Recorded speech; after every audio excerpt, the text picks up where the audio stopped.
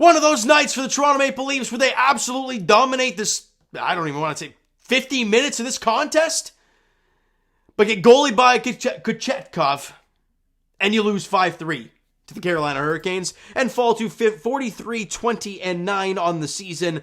And I hate moral victories. You guys have watched my videos. You know I hate those moral victories, right?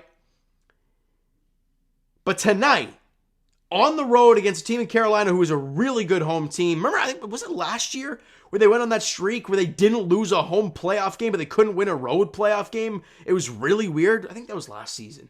They're damn good at home. Bottom line. And the Leafs went into their barn, and after playing a pretty tough first half of period, they dominate the rest of the game, destroy them in shots, destroy them in quality opportunities. But again, you get goalied by Kochetkov. They get some timely goals. I don't like a couple goals by Murray late. And you lose 5-3 with an empty netter. Let's get to the game. First period, they get a two-man advantage. Less than a minute and a half into the contest. Oh my goodness. What a way to start the back-to-back. Brent Burns scores, $1.54 in to give them the 1-0 lead. Then midway through the period, Jordan Staal scores, and it's 2-0. And we're sitting here like, okay, the shots are like 14-4, and you're getting outshot, or out, the score is 2-0. You're not in good shape. But then, the Leafs turn it on. They play a really good second half of the first period. They end up winning in shots 17-16 after one period. At one point, the Leafs held the Hurricanes shotless for like 16 minutes of the game. They did a phenomenal job. But again, you had to find a way to score, right? That was the problem. And in the second period, Calle Jarnkrok rips one past the goaltender. Hey, it's a 2-1 game. Martin O'Reilly get assist on the goal at 4:41 of the second period. And the fellas are within one.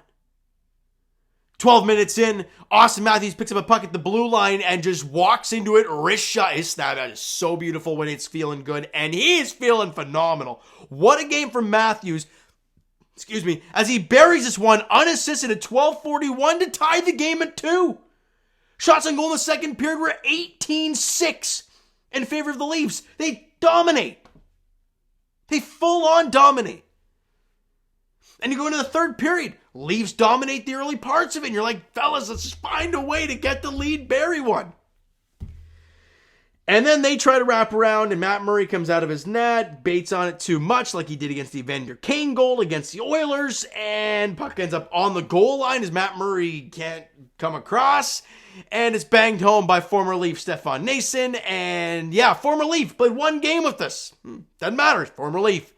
That goal was at 8:13 of the third period, and it gave them the lead back after the Leafs have been playing so well. You're now trailing 3-2. Less than 3 to go in the game, though.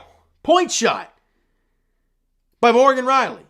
It's knocked down. Bunting finds it. He's kind of banging away at it. Matthews picks it up. Whistle goes. He fires it into the net. And we're like, okay.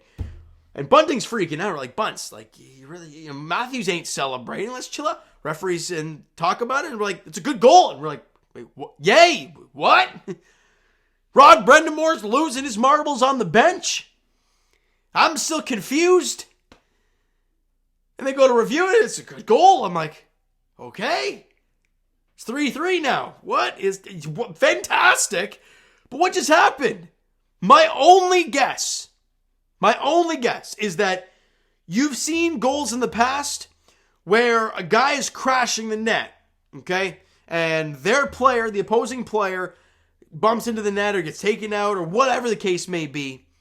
And the puck goes over the line. Once the net is off its moors, net's off, puck rolls past the blue line, the goal line, and they call it a good goal because everyone was still engaged to the play, then everything was still engaged, so it's a good goal. It's all within the motion of that play. And that's the only thing I can think of about why that goal counted. But for a Leaf fan, you're like, hey, less than 3 to play in the game. We've tied it. Big stuff. But the Leafs do what they've done all year long. And it's been giving up goals very soon after you score a goal. 32 seconds after that, they try to flip it into the offensive zone. I think Timothy Liljegren tries to swat at it and then knock it knock it out to the neutral zone with his stick. Can't do. Well, I think he knocked it out with his hand, but they couldn't knock it out of the zone. It stopped in the blue line. And then they come in on a chance, and Morgan Riley, I don't know what he's doing. He kind of just sits there in the slot and tries to block it. I don't know. And I think they shoot it wide, and it goes around the boards to the point. They go around the boards again, back to the other point. Slap shot on low on Matt Murray, and he kicks it right to the middle of the ice to Sebastian Aho, who buries the rebound. And 32 seconds after you tie the game on a weird one, you give it right back, and you're down 4-3. Painful stuff. It really is. And then Teravainen scores the empty netter to give him a 5-3 lead, and it's game. I don't like how Matt Murray played that fight. Like, this is the problem with Matt Murray and Samsonov. This is the difference between these guys, and it's so frustrating. Because they're two totally different goaltenders, man. Samsonov, great on home ice. Great at making the big stops. Ain't the greatest at making the easier saves. That goal against Florida where it squeaks under his arm. Was it Florida? No, isn't that? Hold on a minute. Was it Florida? No, Matt Murray played against Florida. Who am I thinking of? It's Carolina? I think it was Carolina where it squeaked through under his arm. And you're like, ooh, that's not one that can go in, right? But Matt Murray, he's great on the road. He's good at making the easy saves for the most part. So you're like, what the hell are we doing here? Who's in that game one? You got to be Samsonov. If it's at home, it's got to be Sammy, right? And I mean, that's looking pretty good. We'll get to that in a second. But for Matt Murray, like when it goes to Tampa, do you play Matt Murray? Or do you stick with Samsonov? Like the numbers are substantially skewed home and away with Samsonov. And Murray, home and away, is very skewed as well. But it's the opposite. So what do? I have no damn clue. I don't like that rebound from him. I mean, I don't want to blame. The game is not blamed on Matt Murray. I'm going to put it that way. It's a really good game for the Leafs. Just could not find a way to bury it against Kochetkov. He just played he got goalied by him. That's the way it is. Don't like those last two goals from Murray, but it is what it is. It is what you move on. I gotta find a way to move on. The only way I'm not losing my mind in this game is because the fact that Tampa Bay Lightning lost to the Bruins in regulation. So they've lost 4 straight regulation games. The Leafs are still 5 points up with 2 games in hand and very minimal games remaining.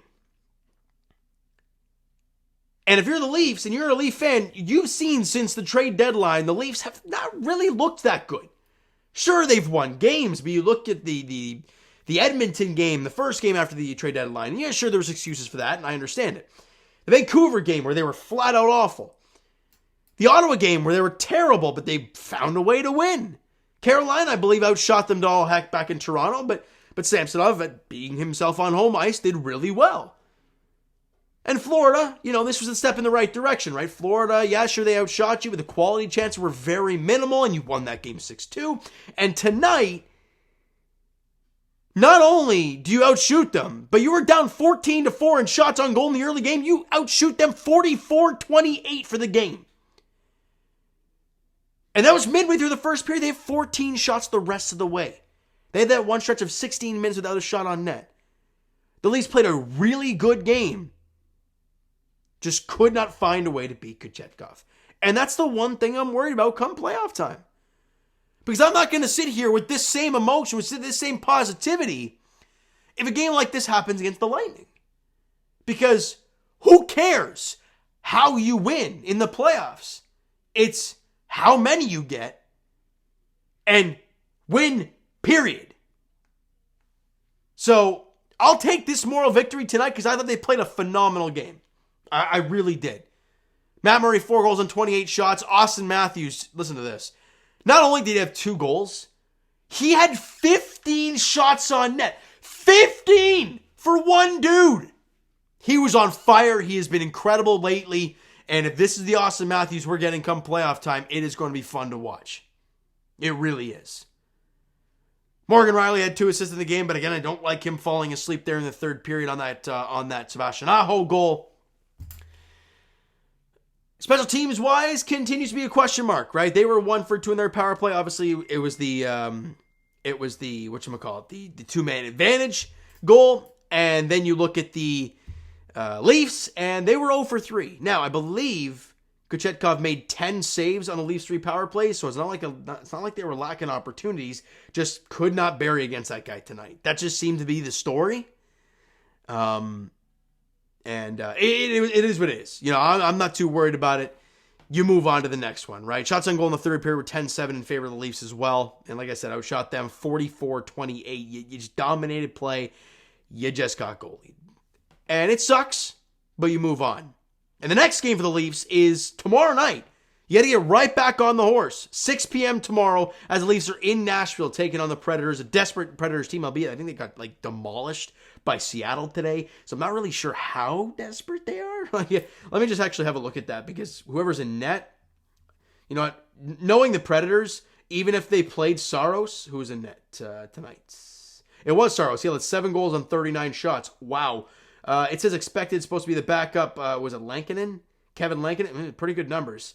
But either way, you know, it's going to be a tough one. Good news for me, because I like myself some Joseph Woll. I get to see Joseph Woll tomorrow against the Preds on the second night of a back-to-back.